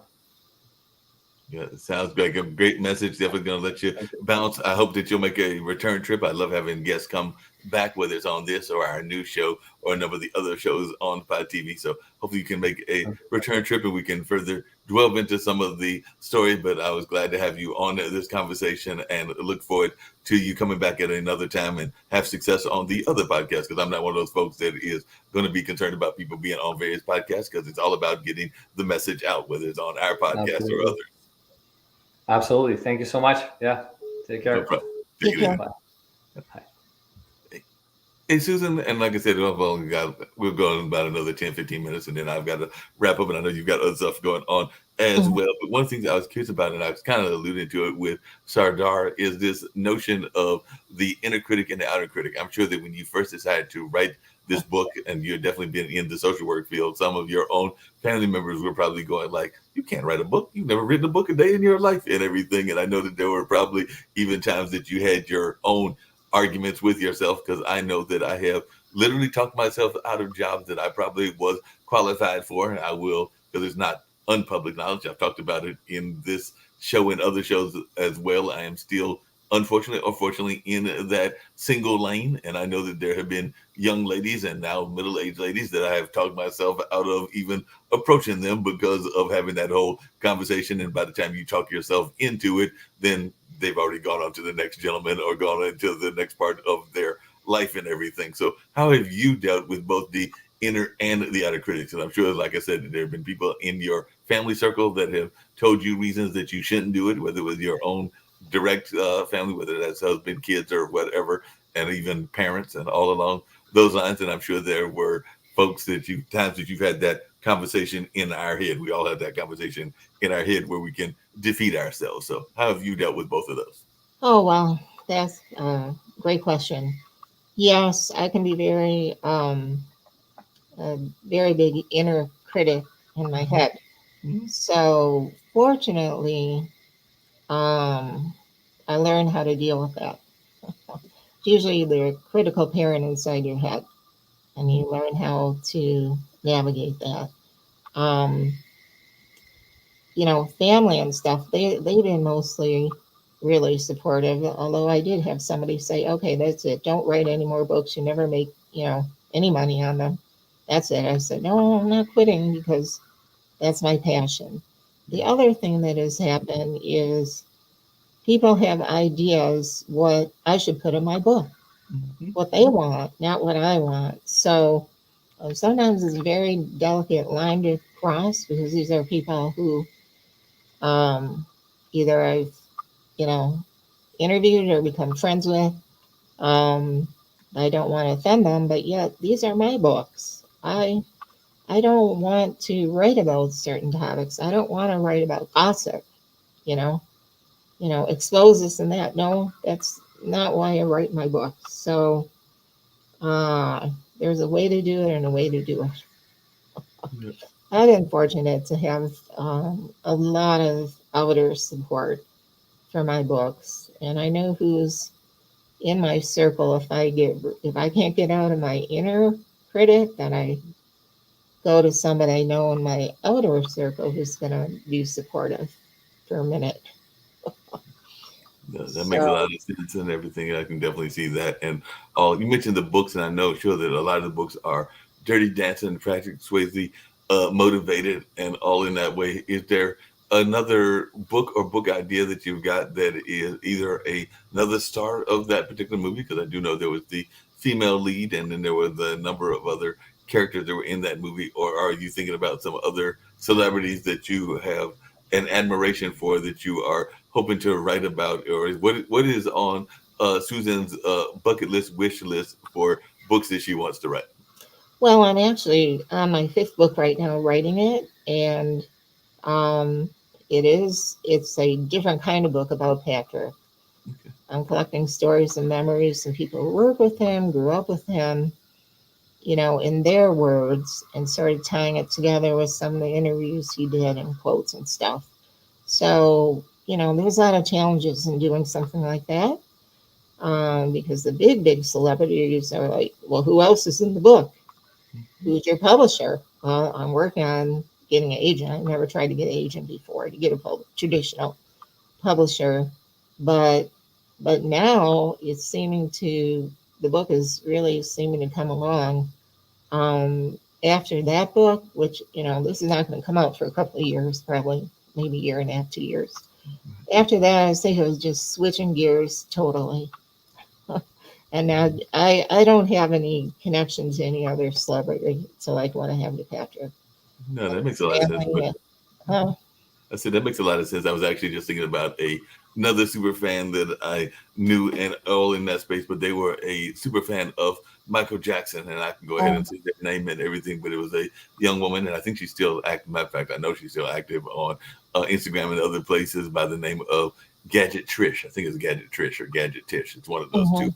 names and everything. But she was such a super fan of Michael Jackson and the Jackson family that I work at a cultural arts center. I'll actually be going there in a couple of hours here in Durham, that we brought in Rebe Jackson, and this particular lady at that time was living in New York City. So I want to say she caught the bus down. I don't think she drove down, but she caught the bus down just to catch Rebe perform Centipede and to Yeah, meet and chat with Rebe, because that's how much of a super fan that she was. And this was it was definitely long before the pandemic. It might have been 10 or 15 years ago, but I just remember her coming down and just saying how much she was that type of super fan. So I was just wondering, how far have you gone to see Patrick or some of Patrick's folks and everything, and how far are you willing to travel to do that? Because I was, like I said, we were shocked when this lady came down. It was like, yeah, I'm down here, because it was not a well attended event, because like you said, it was some promotional things that probably could have been done better, but they were definitely getting their dance groove on. It definitely enjoyed it and all in that space. And I know another time when they were living, Ruby and Ossie came, and I think Ruby was doing her One Good Nerve play, or My One Good Nerve, and actually Ozzy came and surprised Ruby because the play was being done during their anniversary, and that was sponsored by a fraternity. It might even be the same fraternity that um, Kamala Harris is part of. I can't remember whether it was the AK or the Deltas that sponsored that particular event, but it's the fraternity that I know that Ruby is part of, and that's what I can't remember which one it was. And that actually was well attended. That had a good crowd and everything. But I know that sometimes super fans will go out of their way to come to events. So I was just wondering, what's the furthest out of your way you have gone to attend something? yeah, and I just want to say too, as the years went on, the attraction to me to Patrick was not just his dancing and acting and all that. I think I said this before. It was his spirituality, his integrity, his strength of character, stuff like that. So, and just being a down to earth good guy. Yeah. So, but that took a while as years went on. But I did go to California.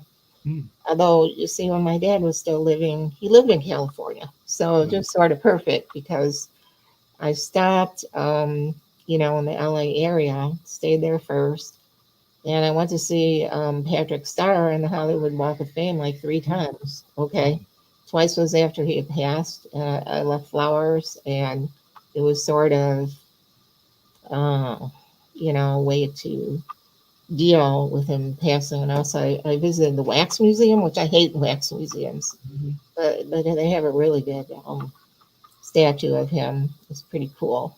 So for that, it was worth it. But you wouldn't catch me going in another wax museum for anyone else. Say no, So no trips to wax museums for Susan. She's not going to the wax museums. now they're sort of eerie. Um, but it is another way to deal with him passing because I mean he died when he was 57. That's pretty young in today's world. And pancreatic cancer is just a horrible illness. My grandmother died from it. I do donate a little bit from the first three books to the Stanford Cancer Institute. Mhm.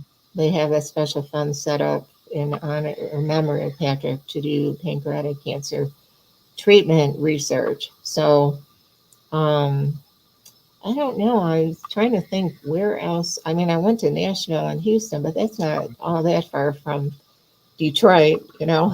Mhm. Not that I far at don't, all. huh? It's not that far at all. It's a little bit of a drive, but or a plane ride, but it's definitely California. It would be further. As you were talking, I was actually just remembering the first celebrity death that I can remember because I was very young when King and Malcolm died. So I'm sure that there might be some memories buried in my memory banks and everything. But the first one that I remember, literally, I think was 19.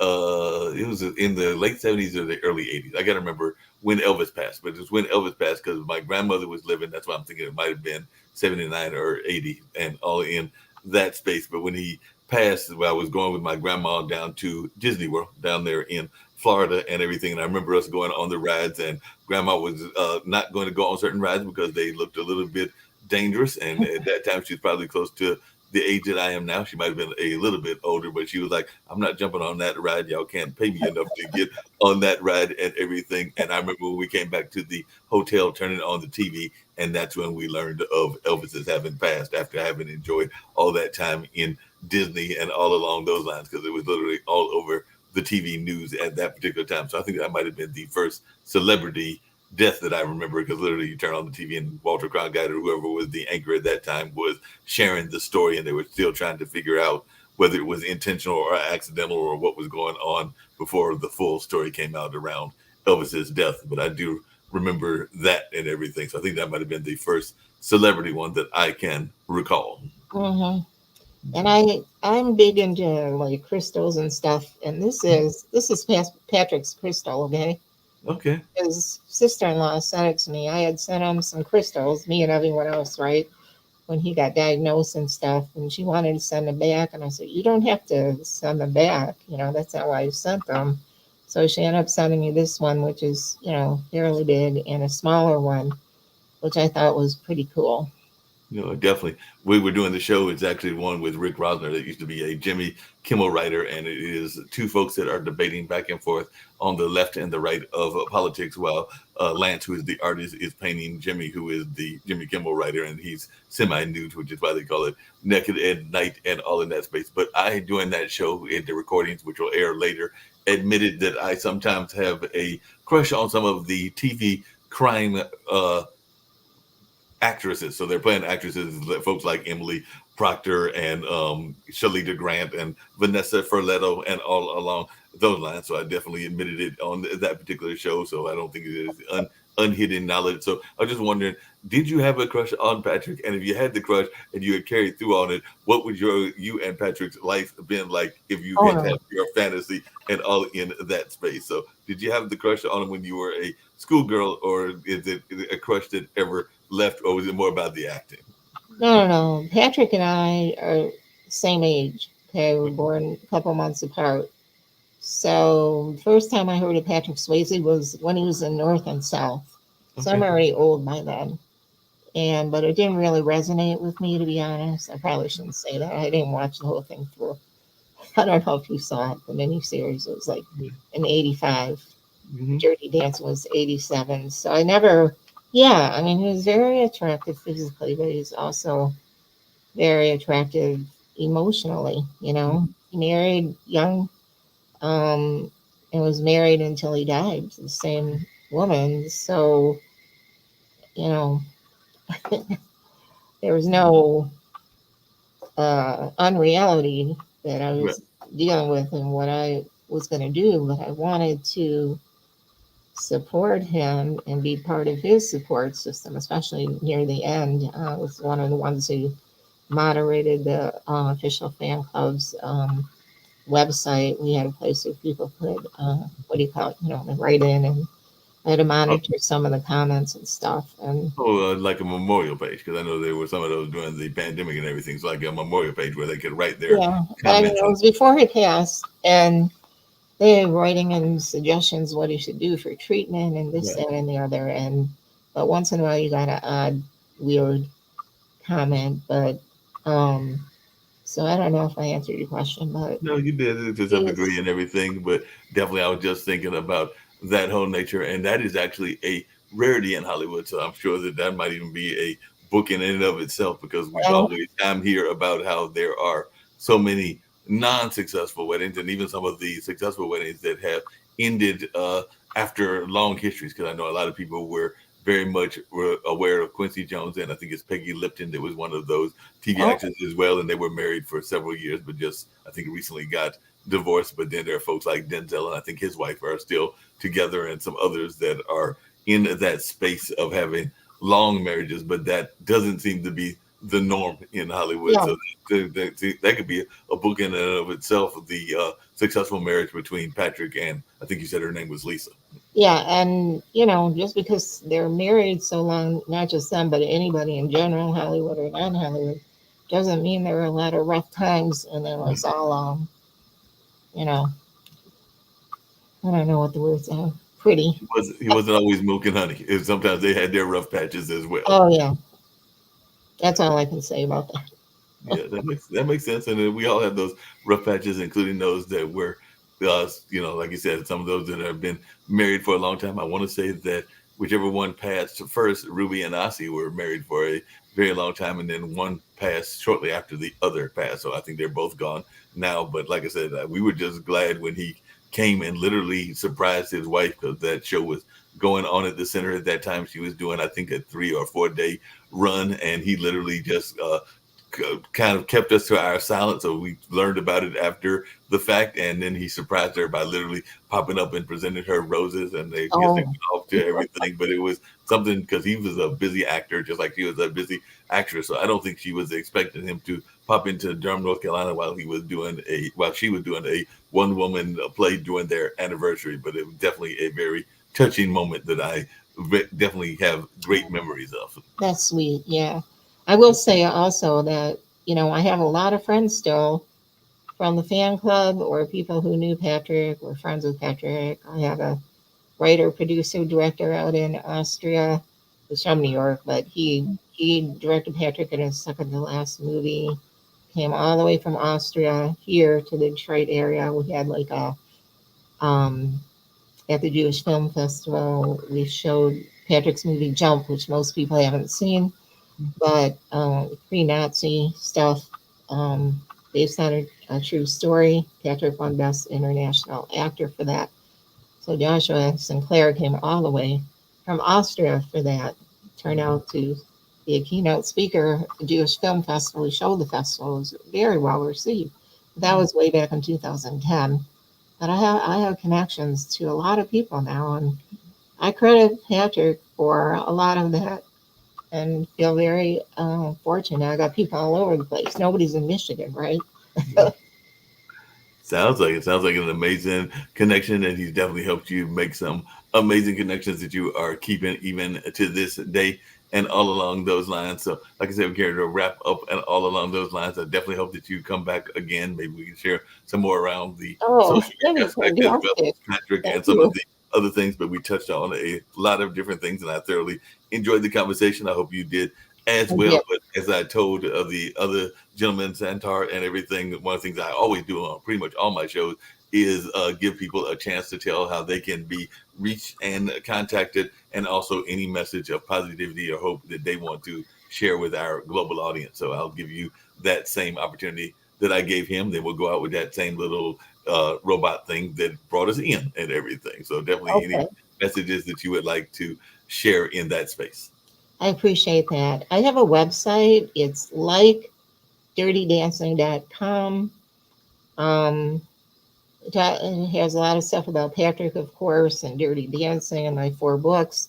If anyone wants to get a free chapter from the Patrick Swayze The Dreamer book, just go on the site and click on the button. There's also a contact form for me. If there's any questions, my books are available on Amazon and many other sites and my website.